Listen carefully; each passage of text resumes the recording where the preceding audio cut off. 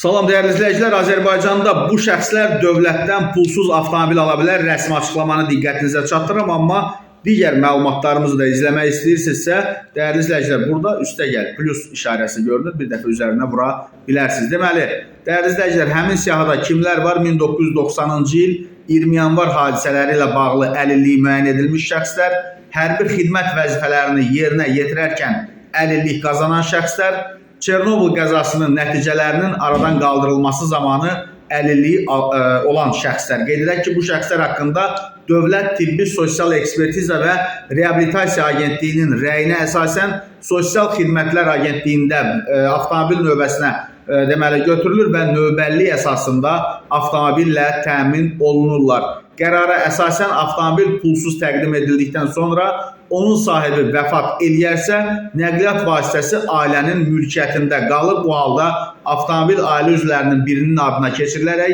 qeydiyyatdan çıxarılır. Bunun üçün ailə üzvləri ölüm haqqında şəhadətnamə, avtomobilin qeydiyyat sənədləri, varislik haqqında arayış və şəxsiyyət vəsiqələrinin surətlərini Sosial Xidmətlər Agentliyinə təqdim etməlidirlər və hansı sənədlər təqdim olunur? Dəyərli izləyicilər, avtomobil almış şəxsin və idarəetmə hüququ veriləcək ailə üzvünün şəxsiyyət vəsiqələrinin və sürücülük vəsiqəsinin surəti, avtomobilin qeydiyyat şəhadətnaməsi və hər iki şəxsin yaşayış yerindən arayış, əlilliyi olan şəxsin isə yazılı ərizəsi təqdim edilməlidir.